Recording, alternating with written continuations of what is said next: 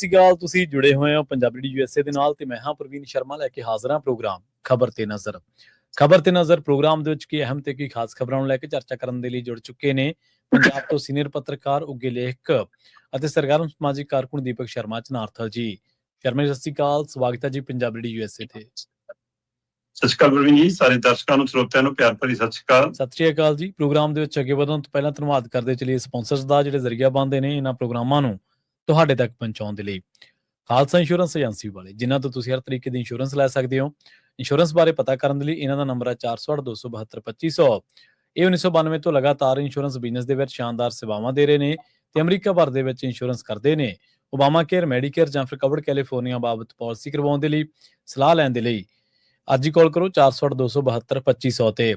ਟਰਕੀਅਨ immigration ਲਾ firm ਵਾਲੇ, ਜੇ ਟਰਕੀਅਨਾਂ ਟੋਨੀ ਟਰਕੀਅਨਾਂ ਦੇ ਨਾਲ ਤੁਸੀਂ US ਇਮੀਗ੍ਰੇਸ਼ਨ ਬਾਬਤ ਕੋਈ ਵੀ ਸਲਾਹ ਕਰਨੀ ਹੈ, ਕੋਈ ਵੀ ਸਵਾਲ ਪੁੱਛਣਾ ਤੇ ਇਹਨਾਂ ਦਾ ਨੰਬਰ ਹੈ 415-909-0503। ਗੁਰਦੀਪ ਸਿੰਘ ਬਿਰਦੀ ਕਲੋਬਿਸ, ਮਨਦੀਪ ਸਿੰਘ ਸੈਨ ਹੋਜ਼ੇ, ਓਂਕਾਰ ਸਿੰਘ ਫਰੈਜ਼ਨੋ, ਗੁਰਨਾਮ ਸਿੰਘ ਐਂਟੀਲੋਪ, ਜਰਨੈਲ ਸਿੰਘ ਸਿਆਟਲ, ਮਨਦੀਪ ਢਿੱਲੋਂ ਯੂਨੀਵਰਸਿਟੀ, ਲਾਲੀ ਸਿੰਘ ਗਰੇਵਾਲ ਫਰੀਮੌਂਟ ਤੋਂ। ਇਹਨਾਂ ਸਾਰੇ ਹੀ ਸਪਾਂਸਰਸ ਦਾ ਬਹੁਤ ਬਹੁਤ ਧੰਨਵਾਦ। ਤੇ ਜੇਕਰ ਤੁਸੀਂ ਵੀ ਪੰਜਾਬੀ USA ਦੇ ਇਹਨਾਂ ਪ੍ਰੋਗਰਾਮਾਂ ਨੂੰ ਸਪਾਂਸਰ ਕਰਨਾ ਚਾਹੁੰਦੇ ਹੋ ਤਾਂ ਸਟੂਡੀਓ ਦਾ ਨੰਬਰ ਹੈ 408-272-5200। ਅੱਜ ਦਾ ਇਹ ਖਬਰ ਤੇ ਨਜ਼ਰ ਪ੍ਰੋਗਰਾਮ ਸਾਲ 2026 ਦੀ 1 ਜੁਲਾਈ ਦਾ ਪ੍ਰੋਗਰਾਮ ਹੈ ਤੇ ਦਿਨ ਅੱਜ ਬੁੱਧਵਾਰ ਹੈ। ਖਬਰਾਂ ਦੇ ਵੱਲ ਆਈਏ ਤੇ ਸ਼ੁਰੂਆਤ ਕਰੀਏ ਕਾਂਗਰਸ ਨੇ ਜਿਹੜੇ ਨਵੇਂ ਐਲਾਨ ਕੀਤੇ ਨੇ, ਖਾਸ ਕਰਕੇ ਅਹੁਦੇਦਾਰੀਆਂ ਤੋਂ ਲੈ ਕੇ। ਮੀਡੀਆ ਦੇ ਵਿੱਚ ਖਬਰਾਂ ਅਹੁਦੇਦਾਰੀਆਂ ਦੀਆਂ ਨੇ, ਪਰ ਜਿਹੜੀ ਅਸਲ ਖਬਰ ਇਹ ਕਹਿ ਰਹੀ ਹੈ ਸ਼ਰਮਾ ਜੀ ਕਿ ਕਾਂਗਰਸੀਆਂ ਤੋਂ ਗਰਦ ਝਾੜ ਕੇ ਰਾਹੁਲ ਨੇ ਪੰਜਾਬ ਨੂੰ ਮੋੜਤੇ ਜੀ। ਪ੍ਰਵੀਨ ਜੀ, ਲੰਮੇ ਸਮੇਂ ਤੋਂ ਇਹ ਜੱਦੋਜਹਿਦ ਸੀਗੀ। 3-4 ਬੈਠਕਾਂ ਦਿੱਲੀ ਬੁਲਾ ਕੇ ਹੋ ਰਹੀਆਂ ਸੀ, ਸਾਰੀ ਲੀਡਰਸ਼ਿਪ ਵੀ ਬੁਲਾ ਲਈ, ਮੁਰਲੇ ਲੀਡਰ ਵੀ ਵੱਖ-ਵੱਖ ਬੁਲਾ ਲਏ। ਸੋ 3-4 ਮੀਟਿੰਗਾਂ ਤੋਂ ਬਾਅਦ ਲਗਭਗ ਇਹ ਸੀਗਾ ਕਿ ਇਸ ਹਫ਼ਤੇ ਦੇ ਵਿੱਚ ਕੰਮ ਹੋ ਜਾਣਾ। ਪਿਛਲੇ 2-3 ਦਿਨਾਂ ਤੋਂ ਉਡੀਕਿਆ ਜਾ ਰਿਹਾ ਸੀ ਕਿ ਆਖਿਰ ਕੀ ਫੈਸਲਾ ਹੋ ਕੇ ਆਉਂਦਾ। ਰਾਹੁਲ ਗਾਂਧੀ ਵੱਲੋਂ ਇੱਕ ਤਰੀਕੇ ਨਾਲ ਮਤਲਬ ਕਿ ਚਰਨਜੀਤ ਚੰਨੀ ਦੇ ਨਾਂ ਨੂੰ ਬਤੌਰ ਪ੍ਰਧਾਨ ਮਨਜ਼ੂਰੀ ਦੇ ਦਿੱਤੀ ਗਈ ਸੀ। ਰਾਹੁਲ ਔਰ ਸੋਨੀਆ ਇਸ ਗੱਲ ਲਈ ਸਹਿਮਤ ਸੀਗੇ ਜੀ, ਪਰ ਵੇਨੂਗੋਪਾਲ ਐਂਡ ਪਾਰਟੀ ਤੇ ਹੋਰ ਉਹ ਰਾਹੁਲ ਨੂੰ ਇਸ ਗੱਲ ਲਈ ਮਜਬੂਰ ਕਰ ਰਹੇ ਸੀਗੇ, ਸੰਗਠਨ ਨੂੰ ਨਾ ਛੇੜੋ ਜੀ, ਇਸ ਮੌਕੇ ਗਲਤ ਸੁਨੇਹਾ ਜਾਊਗਾ ਜੀ, ਹੈਨਾ, ਪ੍ਰਧਾਨ ਨਾ ਬਦਲੋ। ਸੋ ਇਹਦੇ ਵਿੱਚ ਰਾਜਾ ਵੜਿੰਗ ਵੀ, ਦੇਖੋ ਕਾਂਗਰਸ ਦੇ ਵਿੱਚ ਇੱਕ ਤਰੀਕਾ ਤਾਂ ਹੈਗਾ ਨਾ ਕਿ ਉੱਥੇ ਆਪਣੇ ਆਕਾਂ ਨੂੰ ਸੈੱਟ ਕਰਨ ਦੀ ਕੋਸ਼ਿਸ਼ ਕੀਤੀ ਜਾਂਦੀ ਹੈ, ਉਹਦੇ ਰਾਹੀਂ ਸੈਟਿੰਗ ਹੁੰਦੀ ਹੈ। ਕੋਈ ਸ਼ੱਕ ਨਹੀਂ ਕਿ ਰਾਜਾ ਵੜਿੰਗ ਰਾਹੁਲ ਗਾਂਧੀ ਦੀ ਵੀ ਗੁੱਡ ਬੁੱਕ ਚ ਨੇ। ਉਹ ਰਾਹੁਲ ਗਾਂਧੀ ਪਿਛਲੇ ਦਿਨਾਂ ਚ ਵੀ ਜਦੋਂ ਬਦਲਣ ਦੀ ਕਵਾਇਦ ਆਈ ਸੀ ਤਦ ਰਾਜਾ ਵੜਿੰਗ ਦੇ ਹੱਕ ਚ ਖੜੇ ਸੀ ਕਿ ਰਹਿਣ ਤੋਂ ਵੀ ਔਖੇ ਸਮੇਂ ਖੜਾ ਤਾਂ ਰਿਹਾ, ਬਾਕੀ ਤਾਂ ਕਿਨਾਰਾ ਕਰਕੇ ਸੀ। ਚੰਨੀ ਵੀ ਤਦ ਵਿਦੇਸ਼ ਨੂੰ ਚਲੇ ਗਏ ਸੀ। ਸੋ ਇਸ ਲਈ ਕਿਤੇ ਨਾ ਕਿਤੇ ਉਹਨਾਂ ਦੇ ਮਨ ਚ ਵੀ ਰਾਜਾ ਵੜਿੰਗ ਦੇ ਪ੍ਰਤੀ ਇਹ ਹੈਗਾ। ਸੋ ਉਹਦਾ ਹੀ ਨਤੀਜਾ ਹੋਇਆ ਕਿ ਰਾਜਾ ਵੜਿੰਗ ਦੀ ਪ੍ਰਧਾਨਗੀ ਬਚੀ ਰਹੀ ਜੀ। ਪਰ ਜਿਹੜਾ ਫਾਰਮੂਲਾ ਇਹ ਲਿਆਉਣਾ ਚਾਹੁੰਦੇ ਸੀਗੇ ਕਿ ਇਹ ਵਿਰੋਧੀ ਧਿਰ ਦੇ ਲੀਡਰ ਵੀ ਜੱਟ ਸਿੱਖ ਚਿਹਰਾ ਹੈ ਤੇ ਪ੍ਰਧਾਨ ਵੀ ਜੱਟ ਸਿੱਖ ਚਿਹਰਾ, ਉਹ ਚੋਂ ਇੱਕ ਬਦਲ ਲਈ, ਉਹ ਬਦਲਿਆ ਨਹੀਂ ਗਿਆ। ਉਹ ਦੋਨੇ ਮੁੱਖ ਅਹੁਦੇ ਉੱਥੇ ਹੀ ਰਹਿ ਗਏ। ਪਰ ਇਹਨਾਂ ਦੀ ਨਜ਼ਰ ਐਸੀ ਵੋਟ ਤੇ ਆ ਪੰਜਾਬ ਦੀ ਜੀ, ਕਿ ਐਸੀ ਭਾਈਚਾਰੇ ਦੀ ਵੋਟ ਅਹਿਮੀਅਤ ਰੱਖਦੀ, ਜਿਹੜੀ 31-32% ਦੇ ਗੇੜ ਚ ਹੈਗੀ ਆ। ਇਸ ਲਈ ਇਹਨਾਂ ਨੇ ਫਿਰ ਫੈਸਲਾ ਕੀਤਾ ਕਿ ਆਪਾਂ ਚੰਨੀ ਨੂੰ ਕੰਪੇਨ ਕਮੇਟੀ ਦਾ ਮੁਖੀ ਬਣਾ ਦਿਓ। ਪਹਿਲਾਂ ਵੀ ਕੋਸ਼ਿਸ਼ਾਂ ਹੋਈਆਂ, ਤਦ ਚੰਨੀ ਮੰਨੇ ਨਹੀਂ ਸੀ।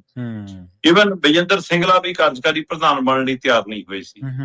ਸੋ ਇਸ ਲਈ ਹੁਣ ਫਿਰ ਕਾਂਗਰਸ ਨੇ ਲਗਭਗ ਸਾਰੇ ਖੇਤਰ, ਮਾਝਾ, ਮਾਲਵਾ, ਦੁਆਬਾ, ਪੁਆਧ ਦੇ ਨਾਲ ਸਾਰਿਆਂ ਨੂੰ, ਤੇ ਫਿਰ ਉਸ ਤੋਂ ਬਾਅਦ ਸਾਰੀ ਮੁੱਢਲੀ ਲੀਡਰਸ਼ਿਪ ਨੂੰ ਐਡਜਸਟਮੈਂਟਾਂ ਕੀਤੀਆਂ ਨੇ ਤਾਂ ਕਿ ਸਾਰਿਆਂ ਦੇ ਨਾਂ, 15-20 ਜਣਿਆਂ ਦੇ ਨਾਂ, ਮਤਲਬ 14 ਦੇ ਕਰੀਬ, 21 ਦੇ ਕਰੀਬ ਨਾਂ ਨੇ ਜਿਹੜੇ 4 ਕਮੇਟੀਆਂ ਐਡਜਸਟ ਕੀਤੇ ਜੀ।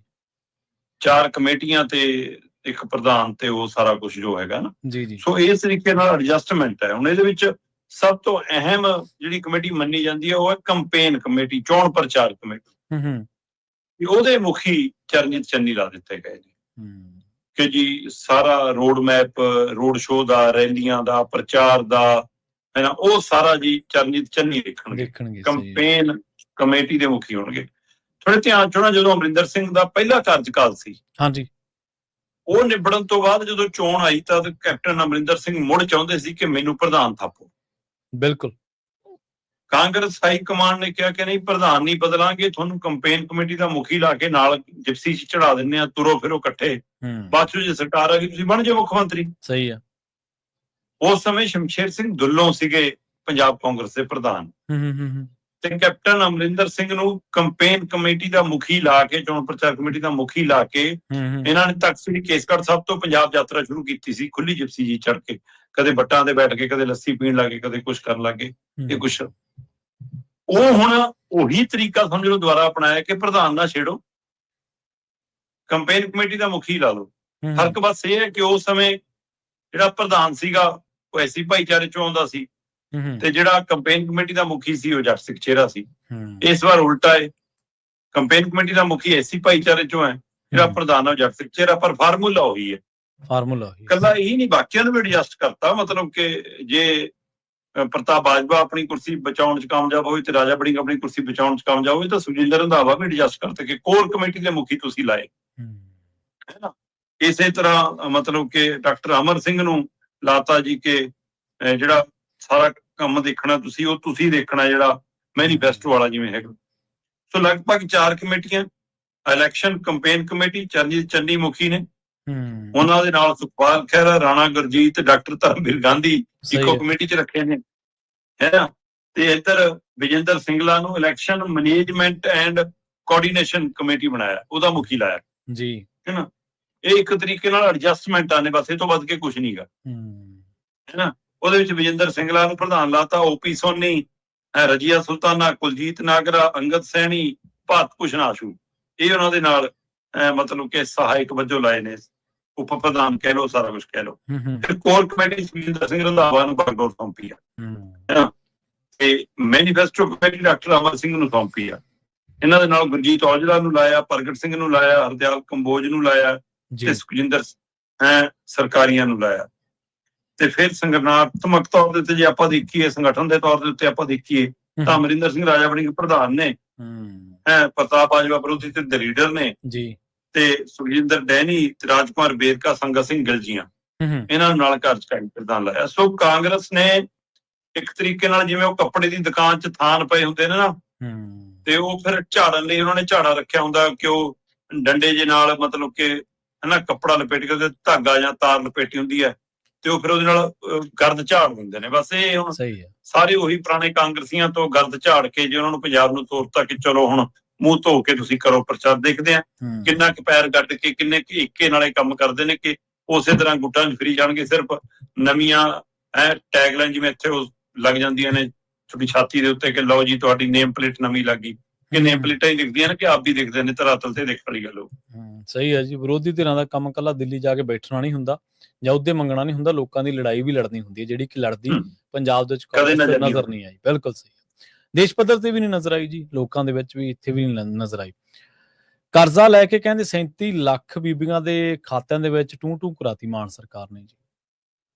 ਦੇਖੋ ਤਕੜਾ ਤਾਂ ਗੜਤਾ ਭਗਵੰਤ ਮਾਨ ਨੇ ਜੀ, ਵਿਰੋਧੀਆਂ ਲਈ ਵੀ ਆਪਣੇ ਨਾਲ ਦੇ ਸਾਥੀਆਂ ਲਈ ਵੀ ਜੀ। ਭਗਵੰਤ ਮਾਨ ਇੱਕ ਤਰੀਕਾ ਜਾਣਦੇ ਨੇ ਕਿ ਲੋਕਾਂ 'ਚ ਲੋਕਾਂ ਵਰਗੇ ਬਣ ਕੇ ਵਿਚਰੋ, ਹੈ ਨਾ। ਓਕ ਲਾ ਕੇ ਪਾਣੀ ਪੀਣ ਨੂੰ ਵੀ ਪ੍ਰਾਪਤੀ ਦੱਸਦੇ ਨੇ ਉਹਨੂੰ ਭਗਵੰਤ ਮਾਨ। ਸਹੀ ਬਿਲਕੁਲ। ਕਿ ਦੇਖਿਆ ਕਦੇ ਕੋਈ ਐ ਮੁੱਖ ਮੰਤਰੀ ਓਕ ਲਾ ਕੇ ਪਾਣੀ ਪੀਂਦੇ? ਇਹਨਾਂ ਨੂੰ ਤਾਂ ਓਕ ਦਾ ਅਰਥ ਨਹੀਂ ਪਤਾ ਹੋਣਾ ਸੁਖਬੀਰ ਬਾਦਲ ਨੂੰ, ਹੈ ਨਾ। ਮਤਲਬ ਇਹ ਉਹ ਇੰਜ ਜਾਣ ਦੀ ਕੋਸ਼ਿਸ਼ ਕਰਦੇ। ਦੇਖੋ ਉਹ ਧਰਾਤਲ ਤੋਂ ਉੱਠੇ ਨੇ, ਪਿੰਡਾਂ ਚੋਂ ਗਏ ਨੇ, ਸਧਾਰਨ ਪਰਿਵਾਰਾਂ ਚੋਂ ਉੱਠੇ ਨੇ, ਇਸ ਲਈ ਉਹ ਸਾਡੀਆਂ ਕਮਜ਼ੋਰੀਆਂ ਜਾਣਦੇ ਨੇ।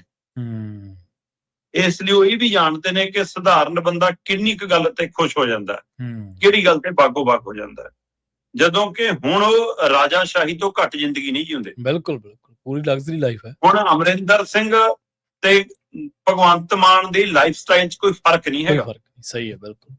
ਰੋਜ਼ ਨਵੀਂ ਜੈਕਟ ਬਣ ਕੇ ਜਾਂਦੀ ਹੈ ਜਨਾਬ ਲਈ। ਸੋ ਇਸ ਲਈ ਪਰ ਉਹਨਾਂ ਨੂੰ ਡਰਾਮਾ ਕਰਨਾ ਹੁੰਦਾ ਕਿ ਉਹ ਸਟੇਜ ਦੇ ਧਨੀ ਨੇ, ਤੇ ਇਹ ਗਰੰਟੀ ਉਹਨਾਂ ਨੂੰ ਲੱਗਦੀ ਸੀ ਕਿ ਸਾਨੂੰ ਜੇ ਕੋਈ ਬਚਾਊਗੀ ਤਾਂ ਇਹ ਗਰੰਟੀ ਬਚਾਊਗੀ। ਲੋਕ ਹੁਕਮਨਾਮੇ ਵੀ ਭੁੱਲ ਜਾਣਗੇ, ਲੋਕ ਸਾਡੀਆਂ ਨਲਾਇਕੀਆਂ ਵੀ ਭੁੱਲ ਜਾਣਗੇ, ਲੋਕ ਭੁੱਲ ਜਾਣਗੇ ਕਿ ਅਸੀਂ ਤੁਹਾਡੇ ਹੀ ਪੁੱਤਾਂ ਤੇ ਤਸ਼ੱਦਦ ਢਾਇਆ, ਅਸੀਂ ਪੁਲਿਸ ਚੜਾਈ, ਅਸੀਂ ਲੋਕ ਕੁੱਟੇ, ਅਸੀਂ ਹੈ ਨਾ ਸਾਡੇ ਰਾਜ 'ਚ ਵੀ ਬੇਅਦਬੀਆਂ ਹੋਈਆਂ, ਪਾਣੀ ਵੀ ਲੁੱਟੇ ਗਏ, ਕੇਂਦਰ ਨੇ ਵੀ ਧੱਕੇ ਕੀਤੇ, ਹੈ ਨਾ, ਨਸ਼ਾ ਵੀ ਨਹੀਂ ਮੁੱਕਿਆ, ਗੈਂਗਸਟਰਵਾਦ ਵਧਿਆ, ਲੁੱਟਾਂ, ਉਹ ਸਭ ਭੁੱਲ ਜਾਣਗੇ। ਬਸ ਟੂ ਡੀਕਣਗੇ। ਡੀਕਿਆ ਪੰਜਾਬ ਨੇ ਕਰ। ਸਹੀ ਹੈ, ਬਿਲਕੁਲ। ਔਰ ਜਿਹੜੀਆਂ ਇਹ ਕਹਿੰਦੀਆਂ ਨੇ ਕਿ ਅਸੀਂ ਇਹਨੂੰ ਵੋਟ ਥੋੜਾ ਪਾਉਣੀ ਆ, ਹੈ ਨਾ, ਜਿਹੜੀਆਂ ਇਹ ਕਹਿੰਦੇ ਲੈ ਸਾਡੇ ਕੋਲ ਤਾਂ ਮਰੱਬੇ ਨੇ, ਸਾਡੇ ਕੋਲ ਤਾਂ ਇੰਨੇ ਕਿੱਲੇ ਨੇ, ਅਸੀਂ ਤਾਂ ਜੈਲਦਾਰ ਹੁੰਨੇ ਆ, ਅਸੀਂ ਰਜਵਾੜੇ ਹੁੰਨੇ ਆ, ਅਸੀਂ ਤਾਂ ਸ਼ਾਹੀ ਹੁੰਨੇ ਆ, ਹੈ ਨਾ, ਸਭ ਲਾਈਨ 'ਚ ਲੱਗੇ ਹੋਏ ਸੀ ਬਾਈ। ਸੋ ਇਹ ਇਸ ਲਈ ਪਰ ਉਹਨਾਂ ਨੂੰ ਡਰਾਮਾ ਕਰਨਾ ਹੁੰਦਾ ਕਿ ਉਹ ਸਟੇਜ ਦੇ ਧਨੀ ਨੇ, ਤੇ ਇਸ ਲਈ ਉਹ ਸਾਡੀਆਂ ਕਮਜ਼ੋਰੀਆਂ ਜਾਣਦੇ ਨੇ। ਬਿਲਕੁਲ। ਫਾਰਮ ਭਰੇ, ਹਨਾ, ਖਾਤੇ ਆਪਣੇ ਐਡਜਸਟ ਕਰਾਏ, ਪਰ ਅਜੇ ਵੀ ਬਹੁਤ ਦੂਰ ਆ ਕਰ। ਪੰਜਾਬ 'ਚ 2 ਕਰੋੜ 16 ਲੱਖ 18 ਲੱਖ ਦੇ ਕਰੀਬ ਵੋਟ ਆ। ਉਹਦੇ ਵਿੱਚੋਂ 1 ਕਰੋੜ ਦੇ ਕਰੀਬ ਬੀਬੀਆਂ ਦੀ ਵੋਟ ਆ। ਜੀ। ਇਹਦਾ ਮਤਲਬ 1 ਕਰੋੜ ਦੇ ਗੇੜ 'ਚ ਬੀਬੀ 18 ਸਾਲ ਤੋਂ ਉੱਪਰ ਆ ਤੇ ਉਹ ਇਹ ਹੱਕ ਰੱਖਦੀ ਆ ਕਿ ਫਿਰ ਜੇ ਤੁਸੀਂ ਦੇਣਾ ਹੈ ਤਾਂ ਉਹਨਾਂ ਸਾਰੀਆਂ ਇੱਕ। ਔਰ ਫਿਰ ਇਹਦੇ ਲਈ ਫਾਰਮ ਵਾਲਾ ਡਰਾਮਾ ਕਿਉਂ? ਜਦੋਂ ਖਾਤੇ ਆਧਾਰ ਕਾਰਡ ਨਾਲ ਜੁੜੇ ਨੇ ਜੀ ਔਰ ਤੁਹਾਡੇ ਕੋਲ ਵੋਟਰ ਲਿਸਟ ਹੈਗੀ ਆ ਤੇ ਤੁਸੀਂ ਉਹਦੇ ਵਿੱਚੋਂ ਡਾਟਾ ਕੱਢੋ, ਬੰਦੇ ਔਰ ਬੀਬੀਆਂ ਦੇ ਨਾਂ ਦੇ ਫਰਕ ਨਹੀਂ ਪੜਨੇ ਆਉਂਦੇ ਅਫਸਰਾਂ ਨੂੰ, ਤੇ ਕਰੋ ਅਦਾਇਗੀ। ਸਹੀ ਹੈ। ਸਰਕਾਰੀ ਰਿਕਾਰਡ ਤੁਹਾਡੇ ਕੋਲ ਹੈਗਾ, ਤੁਹਾਡੇ ਕੋਲ ਕਿ ਸਰਕਾਰੀ ਕਿੰਨਿਆਂ ਨੂੰ ਪੈਨਸ਼ਨ ਜਾਂਦੀ, ਕਿੰਨਿਆਂ ਨੂੰ ਕੀ ਜਾਂਦੀ, ਕਿੰਨਾ ਔਖਾ ਸੀਗਾ। ਹੁਣ ਇਹਦੇ ਵਿੱਚ ਜੇ ਆਪਾਂ ਇਹ ਮੰਨ ਕੇ ਚੱਲਦੇ ਕਿ 1 ਕਰੋੜ ਦੇ ਕਰੀਬ ਬੀਬੀ ਆ, ਉਹਦੇ ਵਿੱਚੋਂ ਆਪਾਂ ਸਰਕਾਰੀ ਨੌਕਰੀ ਵਾਲੇ ਨੂੰ ਜਾਂ ਜਿਹੜੀਆਂ ਮਤਲਬ ਕਿ ਕੋਈ ਟੈਕਸ ਪਈ ਬੀਬੀਆਂ ਨੇ ਉਹ ਕੱਟਦੀ ਤਾਂ ਮਸਾਂ 2% 3% ਬਣਦੀਆਂ ਹੋਣੀਆਂ। ਠੀਕ ਹੈ ਜੀ। ਚਲੋ ਆਪਾਂ ਕਹਿ ਦਈਏ ਕਿ ਆਪਾਂ 10 ਲੱਖ ਨੂੰ ਬਾਹਰ ਕੱਢ ਲਓ, ਤੁਸੀਂ 2-3 ਲੱਖ ਰਹਿਣ ਦਿਓ, ਤਾਂ ਵੀ 90 ਲੱਖ ਦੇ ਗੇੜ 'ਚ ਬੀਬੀਆਂ ਨੂੰ ਪੈਸੇ ਜਾਣੇ ਬਣਦੇ ਸੀ। ਤੇ ਕਹਿੰਦੇ ਜੀ 40 ਲੱਖ ਜੇ ਰਜਿਸਟਰਡ ਹੋਏ ਨੇ ਜੀ, ਤੇ ਉਹ ਚੋਂ ਜੀ 37 ਲੱਖ ਨੂੰ ਜੀ ਅਦਾਇਗੀ ਕਰਤੀ। 1100 ਕਰੋੜ ਦਾ ਹਿਸਾਬ ਸੂਬ ਮਤਲਬ ਦਿੰਦੇ ਨੇ ਇਹ, ਤੇ 1500 ਕਰੋੜ ਹੁਣੇ ਕਰਜ਼ਾ ਚੱਕਿਆ ਜੀ। ਜੀ ਤੇ ਹੋਰ ਛੱਡੋ, ਇਸ ਬੀਤੇ ਹਫ਼ਤੇ ਦੇ ਦਰਮਿਆਨ ਲੇਬਰ ਬੋਰਡ ਨਾਲ ਮੀਟਿੰਗ ਕਰਕੇ ਉਹਨਾਂ ਤੋਂ ਮਨਜ਼ੂਰੀ ਲਈ ਹੈ ਕਿ ਤੁਹਾਡਾ ਪੈਸਾ ਵਰਤਣਾ ਸੀ, ਮਤਾ ਪਾਸ ਕਰਾ ਲਿਆ ਉੱਥੇ। ਲੇਬਰ ਸੈਸ ਦਾ ਪੈਸਾ ਇੱਥੇ ਵਰਤਿਆ ਹੈ ਨਾ ਜੀ। ਉਧਰ ਬੇਰੁਜ਼ਗਾਰ ਨੌਕਰੀਆਂ ਮੰਗਦੇ ਨੇ, ਹੈ ਨਾ, ਕਿਰਤੀ ਹੱਥ ਕਿਰਤ ਮੰਗਦੇ ਨੇ।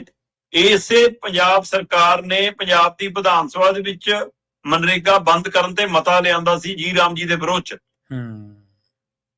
ਤੇ ਜੀ ਹੁਣ ਕਹਿੰਦੇ ਅਸੀਂ ਜੀ ਰਾਮ ਜੀ ਨੂੰ ਮਨਜ਼ੂਰੀ ਦੇਤੀ ਜੀ। ਸਹੀ ਹੈ। ਆਪਣੀ ਉਹ ਗੱਲ ਦੇ ਵਿਰੋਧਾਭਾਸ ਖੜੇ ਨੇ। ਹੁਣ ਜੀ ਰਾਮ ਜੀ ਨੂੰ ਜੇ ਮਨਜ਼ੂਰੀ ਦੇਤੀ ਤਾਂ ਕੱਲੀ ਮਨਜ਼ੂਰੀ ਦੇ ਕੇ ਨਹੀਂ ਸਰਨਾ, 40% ਉਹ 'ਚ ਪਾਉਣਾ ਪੈਣਾ। ਮਨਰੇਗਾ 'ਚ 10% ਨਹੀਂ ਪੈਂਦਾ ਸੀ ਦੋ ਸਮੇਂ ਸਿਰ, ਤੇ 40% ਪਾ ਦੋਗੇ।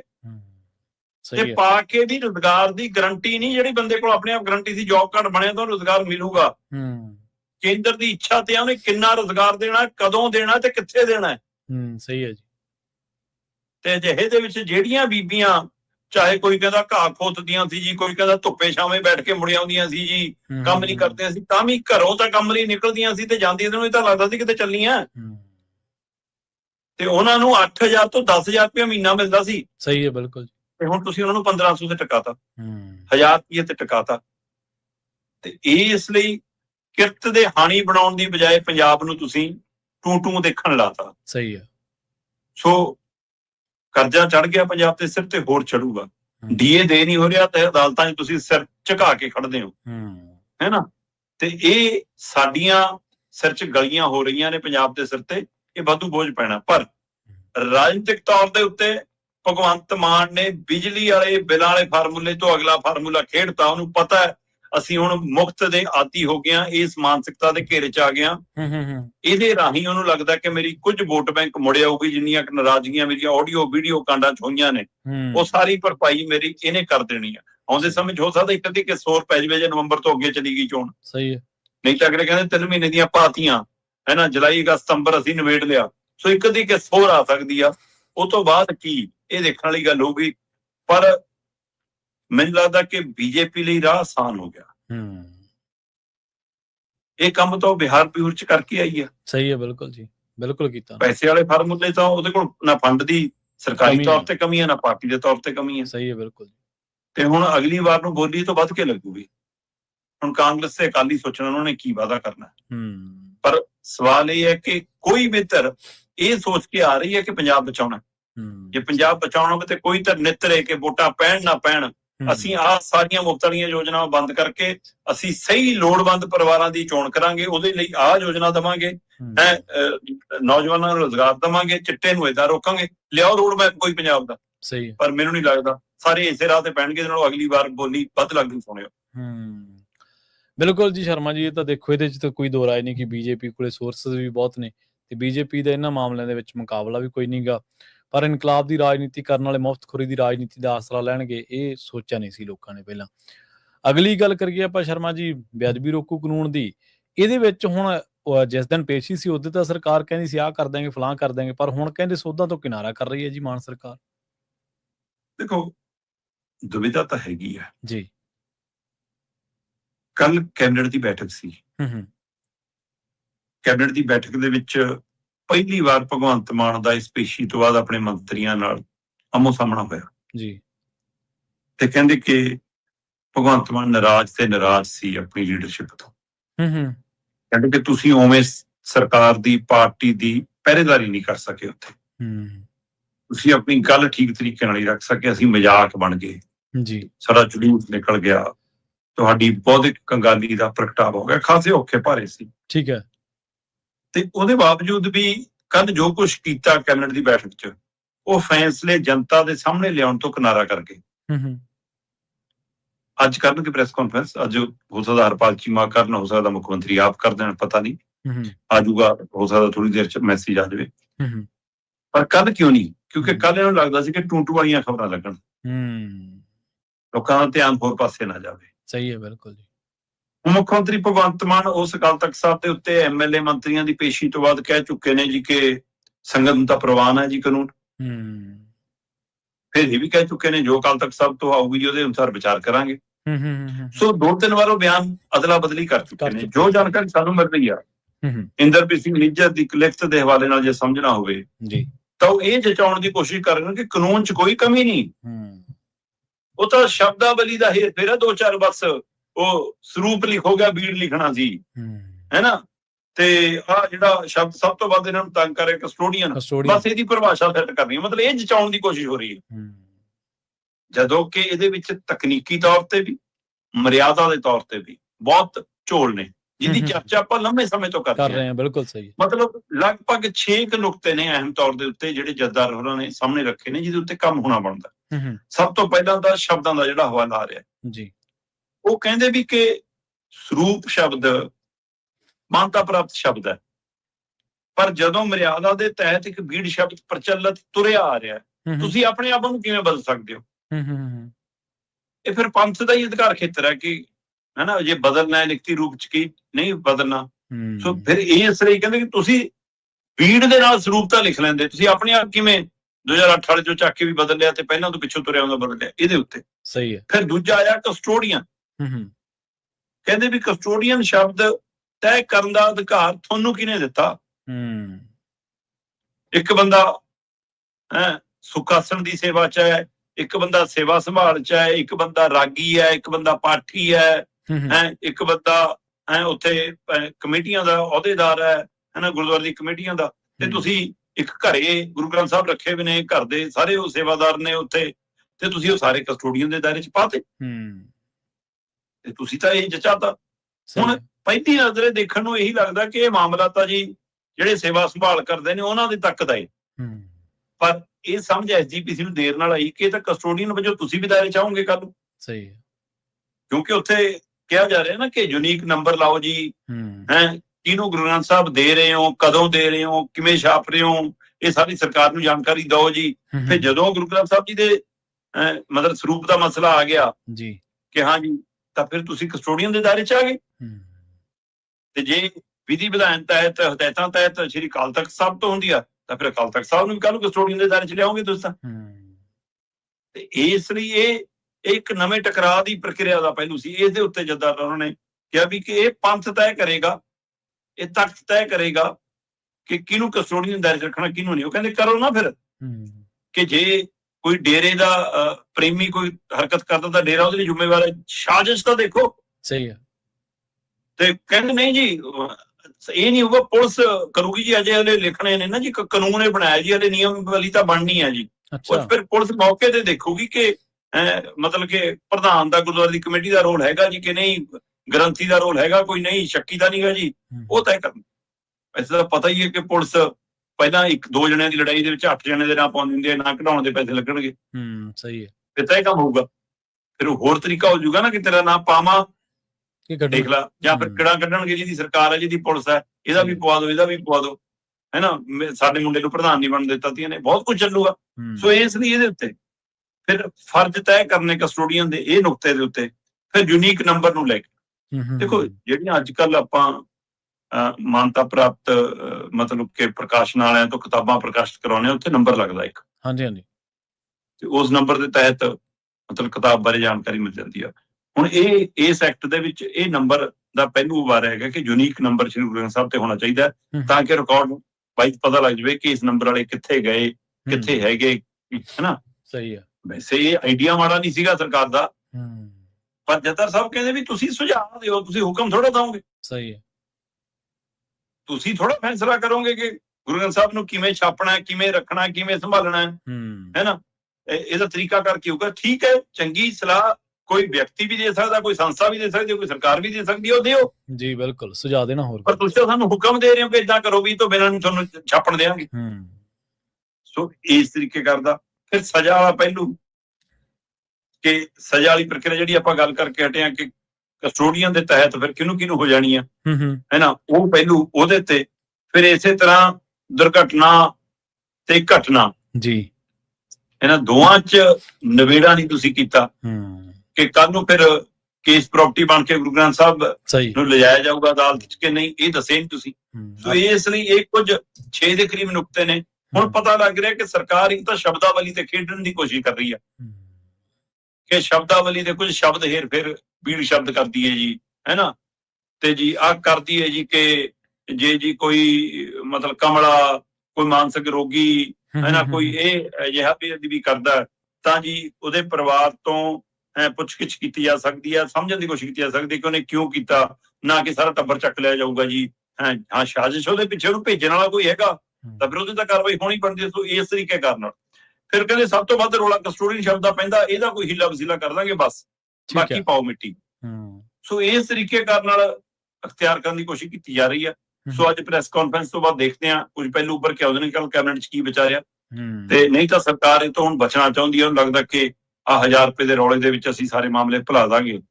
ਤੇ ਦੇਖਦੇ ਹਾਂ ਜੀ ਹੁਣ ਇਹ ਮਾਮਲਾ ਕਿਵੇਂ ਨਜਿੱਠਿਆ ਜਾਂਦਾ, ਕਿਉਂਕਿ ਇਹਦੇ ਕੜੀ ਵਜੋਂ ਹੀ ਵੀਡੀਓ ਕਾਂਡ ਵਾਲਾ ਮਾਮਲਾ ਨਾਲ ਜੁੜਿਆ। ਪਰ ਹੁਣ ਮੁੱਖ ਮੰਤਰੀ ਵੀ ਕਹਿੰਦੇ ਨੇ ਮੈਂ ਚਿੱਠੀ ਚੁੱਠੀ ਲਿਖਣ ਨੂੰ ਤਿਆਰ ਹਾਂ। ਠੀਕ ਹੈ ਜੀ। ਤੇ ਜੀ ਜੱਦਰ ਸਾਹਿਬ ਵੀ ਕਹਿੰਦੇ ਨੇ ਵੀ ਕਿ ਦੇਣ ਕੁਛ, ਫਿਰ ਅਸੀਂ ਵਿਚਾਰਾਂਗੇ ਕੁਛ। ਇਹਦਾ ਮਤਲਬ ਕੀ ਧਾਰਮਿਕ ਤੌਰ ਤੇ ਮਾਮਲਾ ਸੈਟਲ ਹੋ ਸਕਦਾ ਜੇ ਇੱਧਰਲੀਆਂ ਇਹ ਗੱਲਾਂ ਮੰਨ ਰਹੀਆਂ, ਫਿਰ ਉਹ ਤਾਂ ਜੱਦਰ ਉਹ ਨਹੀਂ ਮੰਨ ਲੈਣਗੇ। ਤੇ ਦੂਏ ਪਾਸੇ ਹਰਿਆਣਾ ਪੁਲਿਸ ਨੇ, ਗੁੜਗਾਉਂ ਪੁਲਿਸ ਨੇ ਜਿਹੜੀ ਤੀਜੀ ਫੜੀ ਸੀ, ਹੈ ਨਾ, 2 ਬੰਦੇ ਚੱਕੇ, ਉਹ ਤੋਂ ਬਾਅਦ ਪੁਲਿਸ ਅਧਿਕਾਰੀਆਂ ਦੇ ਨੂੰ ਮਤਲਬ ਤਲਬ ਕਰਨ ਦੀ ਕਵਾਇਦ ਕੀਤੀ ਸੀ, ਉਹ ਸਾਰੀ ਮੱਠੀ ਪੈ ਗਈ ਪਿਛਲੇ 2 ਦਿਨਾਂ ਦੀ। ਕਵਾਇਦ ਠੰਡੀ ਹੁੰਦੀ ਪੈ ਰਹੀ ਹੈ। ਸਹੀ ਹੈ ਕਿ ਅੱਛਾ ਵੀ ਚੌਕਟ ਤੇ ਨੱਕ ਰਗੜ ਲਿਆ ਕਿ ਉਧਰੋਂ ਵੀ ਜੇ ਦੋਏ ਤਰੀਕੇ ਕਰਨਾ ਮਾਮਲੇ ਠੰਡੇ ਪੈਂਦੇ ਨੇ, ਫਿਰ ਅਗਲਿਆਂ ਧੂੜ ਚ ਟੱਟੂ ਭੱਜੂਗਾ ਜੀ। ਸਹੀ ਹੈ, ਬਿਲਕੁਲ ਜੀ। ਸ਼ਰਮਾ ਜੀ, ਇੱਕ ਚੀਜ਼ ਜ਼ਰੂਰ ਕਲੀਅਰ ਕਰਿਓ ਵੀ ਜਿਹੜਾ ਕਸਟੋਡੀਅਨ ਦਾ ਤੁਸੀਂ ਜ਼ਿਕਰ ਕਰ ਰਹੇ ਸੀ, ਕੀ ਕਸਟੋਡੀਅਨ ਦੇ ਬਾਰੇ ਜਿਹੜੀ ਗੱਲਾਂ ਆਪਾਂ ਵੀ ਲੋਕਾਂ ਤੋਂ ਵੀ ਸੁਣੀਆਂ ਵੀ ਇੱਕ ਪਾਸੇ ਇੱਕ ਧਿਰਾ ਜਿਹੜੀ ਮਹਾਰਾਜ ਦੇ ਵਿੱਚ ਆਸਥਾ ਰੱਖਦੀ, ਗੁਰੂ ਮਹਾਰਾਜ ਦੇ ਵਿੱਚ, ਉਹ ਕਹਿੰਦੇ ਵੀ ਮਹਾਰਾਜ ਦਾ ਤਾਂ ਕਸਟੋਡੀਅਨ ਕੋਈ ਹੋ ਹੀ ਨਹੀਂ ਸਕਦਾ, ਉਹ ਤਾਂ ਆਪ ਕਸਟੋਡੀਅਨ ਨੇ। ਇਹ ਤਾਂ ਅਗਲੇ ਆਉਣ ਵਾਲੇ ਟਾਈਮ 5-10 ਸਾਲਾਂ ਦੇ ਲਈ ਵੀ ਇੱਕ ਗਲਤ ਸ਼ਬਦ ਜਿਹੜਾ ਉਹ ਥੋਪਿਆ ਜਾ ਰਿਹਾ। ਨਹੀਂ, ਇਹ ਤਾਂ ਹੁਣ ਕਿੰਨੀਆਂ ਚੀਜ਼ਾਂ ਤੇ ਇਸ ਮਸਲੇ ਤੇ ਬਿਲਕੁਲ ਤੁਹਾਡੀ ਗੱਲ ਦਰੁਸਤ ਹੈ। ਸੰਗਤ ਦੇ ਵਿੱਚ ਇਸ ਨੂੰ ਲੈ ਕੇ ਕਾਫੀ ਦੁਵਿਧਾਵਾਂ ਨੇ। ਤੁਸੀਂ ਦੇਖੋ ਨਾ, ਹੁਣ ਆ ਫਿਰ ਘਟਨਾ ਵਾਪਰੀ ਪਿਛਲੇ ਦਿਨੀ, ਅਗਨੀ ਭੇਟ ਹੋ ਗਏ, ਬਿਜਲੀ ਦੇ ਸ਼ਾਰਟ ਸਰਕਟ ਕਰਕੇ।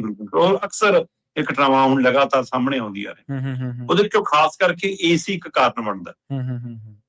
ਹੁਣ ਇਹ ਬਾਹਰੋਂ ਛੱਡੋ, ਇੱਕ ਸੰਗਤ ਦੇ ਅੰਦਰ ਇਹਦੇ ਵਿੱਚ 2-3 ਪਹਿਲੂ ਨੇ। ਇੱਕ ਤਾਂ ਕਹਿੰਦੀ ਆ ਵੀ ਕਿ ਅਸੀਂ ਉਹਨੂੰ ਜਦੋਂ ਜਾਗਤ ਜੋਤ ਮੰਨਦੇ ਹਾਂ, ਹੈ ਨਾ, ਤਾਂ ਫਿਰ ਉਹਦੇ ਲਈ ਅਸੀਂ ਏਸੀ ਪੱਖਾ ਲਾਵਾਂਗੇ। ਦੂਜੀਆਂ ਕਹਿੰਦੀਆਂ ਕਿ ਉਹ ਮਨੁੱਖੀ ਚੋੜੇ 'ਚ ਥੋੜਾ ਆਏ ਨੇ। ਸਹੀ ਹੈ, ਉਹ ਸ਼ਬਦ ਗੁਰੂ ਹੈ। ਸ਼ਬਦ ਗੁਰੂ ਹੈ, ਸਹੀ ਹੈ, ਬਿਲਕੁਲ। ਇਹ ਇਸ ਲਈ ਜੇ ਉੱਥੇ ਬੰਦਾ ਮਤਲਬ ਕਿ ਤਾਬੇ ਬੈਠਾ ਹੈ, ਸੇਵਾ ਕਰ ਰਿਹਾ, ਉਸ ਸਮੇਂ ਪੱਖਾ ਏਸੀ ਚੱਲੇ ਤਾਂ ਠੀਕ ਹੈ, ਹੈ ਨਾ। ਤੇ ਤੁਸੀਂ ਇਸ ਫਿਰ ਕੁਝ ਤਰ੍ਹਾਂ ਜਿਹੜੀਆਂ ਵਿਗਿਆਨਕ ਤੌਰ ਤੇ ਨਾ, ਉਹ ਕਹਿੰਦੀਆਂ ਵੀ ਇਹਦੇ ਨਾਲ ਕਾਗਜ਼ ਨੂੰ ਕਿਵੇਂ ਨੁਕਸਾਨ ਪਹੁੰਚਦਾ, ਹੈ ਨਾ। ਉਹ ਪਹਿਲੂ ਵੀ ਨਹੀਂ ਅਸੀਂ ਦੇਖਦੇ ਕਿ ਹਾਂ ਗਰਮ ਠੰਡੇ ਦੇ ਨਾਲ ਏਸੀ ਲਾਤਾ ਜੀ, ਹੁਣ ਮਤਲਬ ਕਿ ਹੀਟਰ ਲਾਤਾ ਜੀ, ਉਹ ਸਾਰੇ। ਸੋ ਇਸ ਲਈ ਇਹਦੇ ਤੇ ਵੀ ਅਸੀਂ ਵੰਡੇ ਹੋਏ। ਉਸੇ ਤਰ੍ਹਾਂ ਕਸਟੋਡੀਅਨ ਵਾਲੇ ਪਹਿਲੂ ਤੇ ਵੀ ਕੁਝ ਤਰ੍ਹਾਂ ਕਹਿੰਦੀਆਂ ਬਈ ਠੀਕ ਹੈ, ਜੇ ਗੁਰਦੁਆਰਾ ਕਮੇਟੀ ਦਾ ਪ੍ਰਧਾਨ ਬਣਨਾ ਤਾਂ ਜ਼ਿੰਮੇਵਾਰੀ ਵੀ ਤੇਰੀ ਹੋਊਗੀ, ਸਹੀ ਹੈ ਨਾ। ਕੁਝ ਤਰ੍ਹਾਂ ਕਹਿੰਦੀਆਂ ਨਹੀਂ, ਵੀ ਇੱਕ ਬੰਦਾ ਸੇਵਾ ਲਈ ਸਾਹਮਣੇ ਆ ਰਿਹਾ, ਦੂਏ ਨੂੰ ਅਸੀਂ ਉਸੇ ਮਾਮਲੇ 'ਚ ਉਹਨੂੰ ਅਸੀਂ ਕਚਹਿਰੇ 'ਚ ਖੜਾ ਕਰ ਰਹੇ, ਕਟਹਿਰੇ 'ਚ ਖੜਾ ਕਰ ਰਹੇ ਕਿ ਤੂੰ ਦੋਸ਼ੀ ਆਂ ਵੀ, ਹੈ ਨਾ। ਸੋ ਇਹ ਤਾਂ ਕੋਈ ਸ਼ੱਕ ਨਹੀਂ ਗਾ, ਪਰ ਇਹ ਇੱਕ ਬਹੁਤ ਗੰਭੀਰ ਮਸਲਾ ਹੈ। ਇਹਦੀ ਪਰਿਭਾਸ਼ਾ ਪੰਥਕ ਤੌਰ ਤੇ ਸਥਿਰਤਾ ਨਾਲ ਘੜਨ ਦੀ ਲੋੜ ਹੈ, ਸਹੀ ਨਹੀਂ ਇਹ ਆਉਂਦੇ ਸਮੇਂ ਦੇ ਵਿੱਚ ਇਹਦੇ ਅਰਥ ਦੇ ਅਨਰਥ ਹੁੰਦੇ ਰਹਿਣਗੇ। ਪਰਿਭਾਸ਼ਾਵਾਂ ਦੀ ਗੱਲ ਹੀ ਹੈ ਨਾ। ਹੁਣ ਆਪਾਂ ਦੇਖਦੇ ਹਾਂ ਅਸਲ ਦੇ ਵਿੱਚ ਜੇ ਆਪਾਂ ਦੇਖਿਆ ਜਾਵੇ ਤਾਂ ਹੁਣ ਹੈ ਤਾਂ ਦਿੱਲੀ ਸਿੱਖ ਜੈਨੋਸਾਈਡ, ਪਰ ਉਹ ਦੰਗੇ ਸ਼ਬਦ ਪ੍ਰਚਲਿਤ ਹੋ ਗਿਆ ਸ਼ੁਰੂ ਤੋਂ, ਕਿਸੇ ਨੇ ਧਿਆਨ ਨਹੀਂ ਦਿੱਤਾ। ਉਹ ਅੱਜ ਵੀ ਉਵੇਂ ਹੀ ਦੰਗਾ ਪੀੜਤਾਂ ਦੀ ਸੁਣਵਾਈ, ਦੰਗਿਆਂ ਦੇ ਕੇਸ ਦੇ ਵਿੱਚ ਆ, ਉਹ ਸ਼ਬਦ ਕਈ ਲਗਾਤਾਰ ਲਾਗੂ ਹੋ ਜਾਂਦੇ ਨੇ ਸ਼ਰਮਾ ਜੀ। ਹੁਣ SYL ਦਾ ਮਸਲਾ, ਮਾਨ ਸਾਹਿਬ ਨੇ ਨਵਾਂ ਹੀ ਸ਼ਬਦ ਕੱਢ ਲਿਆਂਦਾ ਸੀ, YSL ਬਣਾ ਲਓ। ਤੁਸੀਂ ਹੁਣ ਜੋ ਮਰਜ਼ੀ ਹੋ ਜਵੇ, ਜਦੋਂ ਰਾਮ ਮੰਦਿਰ ਦਾ ਜ਼ਿਕਰ ਆਊਗਾ ਤਾਂ BJP ਦੀ ਉਹ ਐਡ ਦਾ ਜ਼ਿਕਰ ਆਊਗਾ, ਹਾਂਜੀ, ਕਿ ਜੋ ਰਾਮ ਕੋ ਲਾਏ ਆ ਉनको ਲਾਏਂਗੇ। ਮਤਲਬ ਰਾਮ ਨੂੰ ਲਿਆਉਣ ਵਾਲੇ ਤੁਸੀਂ ਕੌਣ ਹੋ? ਤੁਸੀਂ ਕੌਣ ਹੁੰਦੇ ਆ? ਸਹੀ ਹੈ, ਬਿਲਕੁਲ, ਹੈ ਨਾ। ਪਰ ਭਗਤਾਂ ਨੇ ਪ੍ਰਵਾਨ ਕਰ ਲਈ ਸੀ ਨਾ, ਪ੍ਰਵਾਨ ਕਰ ਲਏ, ਹਾਂਜੀ, ਸ਼ਬਦ ਵਾਰ ਦਿੱਤੇ ਗਏ ਲੋਕਾਂ ਦੀ ਮਾਨਸਿਕਤਾ ਦੇ। ਇਹੀ ਹੁੰਦਾ, ਹਾਂਜੀ, ਕਿ ਜੇ ਅਸੀਂ ਇਹ ਪਰਿਭਾਸ਼ਾਵਾਂ ਪ੍ਰਵਾਨ ਕਰ ਲੀਆਂ ਤਾਂ ਆਉਂਦੇ ਸਮੇਂ ਸਾਡੀਆਂ ਪੀੜ੍ਹੀਆਂ ਸਾਨੂੰ ਪੁੱਛਣਗੀਆਂ ਕਿ ਤੁਸੀਂ ਕੀ ਕਰਕੇ ਗਏ। ਬਿਲਕੁਲ ਸਹੀ ਹੈ ਜੀ। ਅਗਲੀ ਗੱਲ ਕਰੀਏ 117 ਉਹਨਾਂ ਹਸਤੀਆਂ ਦੇ ਬਾਰੇ ਜਿਹੜੀਆਂ ਹਿੰਦੁਸਤਾਨ ਤੇ ਪਾਕਿਸਤਾਨ ਦੇ ਜਿਹੜੇ ਰਿਸ਼ਤੇ ਨੇ ਉਹਨਾਂ ਦੀ ਮਜ਼ਬੂਤੀ ਦੇ ਲਈ ਸਾਹਮਣੇ ਆਈਆਂ ਨੇ ਜੀ। ਪ੍ਰਵੀਨ ਜੀ, ਮਤਲਬ ਕਿ ਜਦੋਂ ਹਨੇਰੀਆਂ ਹੋਣ ਜੀ ਤੇ ਤੇਜ਼ ਹਵਾਵਾਂ ਚੱਲ ਰਹੀਆਂ ਹੋਣ, ਉਹ ਚ ਦੀਵਾ ਬਾਲਣ ਵਾਲਾ ਹੀ ਹਿੰਮਤ ਵਾਲਾ ਹੁੰਦਾ ਹੈ। ਉਹ ਤਾਂ ਲੜੀਆਂ ਲਾ ਕੇ ਰੋਸ਼ਨੀਆਂ ਕਰਨ ਵਾਲੇ ਤਾਂ ਬਹੁਤ ਹੁੰਦੇ ਨੇ, ਹਨੇਰੀਆਂ ਚ ਦੀਵਾ ਬਾਲਣਾ ਉਹ ਹਿੰਮਤ ਕਰਨੀ। ਸੋ ਜਦੋਂ ਦੋਵਾਂ ਮੁਲਕਾਂ ਦੇ ਵਿੱਚ ਤਣਾਅ ਵਾਲਾ ਮਾਹੌਲ ਹੋਵੇ, ਜੀ, ਉਸ ਮਾਹੌਲ ਚ ਸ਼ਾਂਤੀ ਦੀ ਗੱਲ ਕਰਨੀ ਇੱਕ ਵੱਡੀ ਜਿਗਰੇ ਵਾਲੀ ਗੱਲ ਹੁੰਦੀ ਹੈ। ਸਹੀ ਹੈ, ਬਿਲਕੁਲ ਜੀ। ਦੇਖੋ, ਕੋਈ ਸ਼ੱਕ ਨਹੀਂ ਗਾ ਕਿ ਸਾਡੇ ਪ੍ਰਧਾਨ ਮੰਤਰੀ ਨਰਿੰਦਰ ਮੋਦੀ ਜੀ ਹੈ ਨਾ, ਮਤਲਬ ਸਾਰਾ ਪ੍ਰਚਾਰ ਖਿਲਾਫ ਕਰਦੇ ਰਹੇ ਪਾਕਿਸਤਾਨ ਦੇ, ਉਹਨਾਂ ਦੀ ਲੀਡਰਸ਼ਿਪ ਦੇ। ਤੇ ਜਿੱਦਾਂ ਹੀ ਪਹਿਲੀ ਵਾਰ ਪ੍ਰਧਾਨ ਮੰਤਰੀ ਬਣੇ ਸੀ, ਨਵਾਜ਼ ਸ਼ਰੀਫ ਦਾ ਕੇਕ ਕੱਟਣ ਚਲੇ ਗਏ ਸੀ ਜਨਮ ਦਿਨ ਦਾ, ਬੜੀ ਚਰਚਾ ਹੋਈ ਬਿਨਾਂ ਦੱਸੇ। ਇਸ ਤੋਂ ਪਹਿਲਾਂ ਵਾਜਪਾਈ ਹੋਰਾਂ ਨੇ ਕੋਸ਼ਿਸ਼ ਕੀਤੀ, ਬੱਸ ਚਲਾਈ, ਸਾਰਾ ਕੁਝ ਹੋਇਆ, ਪਰ ਉਧਰੋਂ ਕਈ ਵਾਰ ਹਮਲੇ ਹੋਏ, ਚਾਹੇ ਉਹ ਕਾਰਗਲ ਹੋਇਆ ਹੈ ਨਾ, ਚਾਹੇ ਫਿਰ ਉਸ ਤੋਂ ਬਾਅਦ ਹੋਣ ਵਾਲੀਆਂ ਸਮੇਂ 'ਚ ਆਪਾਂ ਦੇਖੀਏ ਲਗਾਤਾਰ ਹੈ ਨਾ ਉਧਰ ਅੱਤਵਾਦੀ ਹਮਲੇ ਹੁੰਦੇ ਨੇ, ਪਹਿਲਗਾਮ, ਪੁਲਵਾਮਾ, ਉਹ ਸਾਰੀਆਂ ਘਟਨਾਵਾਂ, ਪੰਜਾਬ ਦੇ ਵਿੱਚ ਪਠਾਨਕੋਟ ਵਾਲਾ 에ਅਰਵੇਜ਼ ਵਾਲਾ ਉਹ ਅਟੈਕ, ਸਾਰਾ ਕੁਝ। ਸੋ ਇਹ ਕਿੰਨੀਆਂ ਘਟਨਾਵਾਂ ਨੇ ਜਿਹੜੀਆਂ ਸਮੇਂ-ਸਮੇਂ ਵਾਪਰਦੀਆਂ ਨੇ ਤੇ ਉਹ ਨੇੜੇ ਆਉਂਦੀਆਂ ਮਤਲਬ ਕਿ ਆਵਾਮ ਨੂੰ ਫਿਰ ਦੂਰ ਕਰਾ ਦਿੱਤਾ ਜਾਂਦਾ। ਜਦੋਂ ਕਿ ਆਵਾਮ, ਖਾਸ ਕਰਕੇ ਪੰਜਾਬ ਤਾਂ ਚੜ੍ਹਦਾ ਲਹਿੰਦਾ ਪੰਜਾਬ ਤਾਂ ਹੈ ਨਾ, ਮਤਲਬ ਕਿ ਉਹ ਆਪਣੀ ਉਸ ਪੁਰਾਣੀ ਗਲਤੀ ਨੂੰ ਦਰੁਸਤ ਕਰਨ ਦੀਆਂ ਕੋਸ਼ਿਸ਼ਾਂ ਕਰਦਾ ਆ ਰਿਹਾ ਜੋ ਵੰਡ ਦੇ ਸਮੇਂ ਵਾਪਰੀ ਹੈ। ਸਹੀ ਹੈ। ਹੁਣ ਇਹਦੇ ਵਿੱਚੋਂ ਇਸ ਸਮੇਂ ਜਦੋਂ ਖੇਡ ਵੀ ਬੰਦ ਹੈ, ਸੱਭਿਆਚਾਰਕ ਤੌਰ ਤੇ ਵੀ ਬੰਦ ਹੈ, ਧਾਰਮਿਕ ਤੌਰ ਤੇ ਕੋਰੀਡੋਰ ਵੀ ਸਾਡਾ ਬੰਦ ਹੈ ਨਾ। ਚਲੋ ਇਸ ਵਾਰ ਹੋਇਆ ਕਿ ਹਾਂ ਜਥੇ ਦੁਆਰਾ ਗਏ ਨੇ ਸਿੱਖ ਜਥੇ, ਸੋ ਉਹਦੇ ਨਾਲ ਇੱਕ ਉਮੀਦ ਜਾਗੀ ਤੇ ਇਹਦੇ ਵਿੱਚੋਂ 117 ਦੇ ਕਰੀਬ ਹਸਤੀਆਂ ਸਾਹਮਣੇ ਆਈਆਂ। ਜੀ, ਸਹੀ ਹੈ। ਦੋਵਾਂ ਮੁਲਕਾਂ ਦੀ 117 ਦੇ ਕਰੀਬ ਹਸਤੀਆਂ ਨੇ ਦੋਵਾਂ ਮੁਲਕਾਂ ਦੇ ਪ੍ਰਧਾਨ ਮੰਤਰੀਆਂ ਨੂੰ ਚਿੱਠੀ ਲਿਖੀ ਹੈ। ਠੀਕ ਹੈ ਜੀ। ਨਰਿੰਦਰ ਮੋਦੀ ਨੂੰ ਵੀ ਤੇ ਉੱਧਰ ਹੈ ਨਾ ਉਹ ਜਿਹੜੇ ਸ਼ਰੀਫ ਨੇ ਉਹਨਾਂ ਦੇ, ਸ਼ਾਹਬਾਜ਼ ਸ਼ਰੀਫ, ਉਹਨਾਂ ਨੂੰ ਵੀ। ਤੇ 117 ਦੇ ਵਿੱਚ ਮੈਂ ਦੇਖ ਰਿਹਾ ਸੀਗਾ ਕਿ ਹੈ ਨਾ ਵੱਖੋ ਵੱਖ ਨਾਮ ਨੇ, ਫਾਰੂਕ ਅਬਦੁੱਲਾ ਹੈ, ਮਹਿਬੂਬਾ ਮੁਫਤੀ ਹੈ ਨਾ, ਮਨੋਜ ਝਾ, 61 ਭਾਰਤੀ ਨੇ। ਠੀਕ ਹੈ ਜੀ। ਇਹ 'ਚ ਸਾਬਕਾ ਅਧਿਕਾਰੀ ਵੀ ਨੇ, ਰਾਜਨੀਤਿਕ ਵੀ ਨੇ, ਸਮਾਜਿਕ ਵੀ ਨੇ। ਇਸੇ ਤਰ੍ਹਾਂ 56 ਦੇ ਕਰੀਬ ਉੱਧਰ ਨੇ।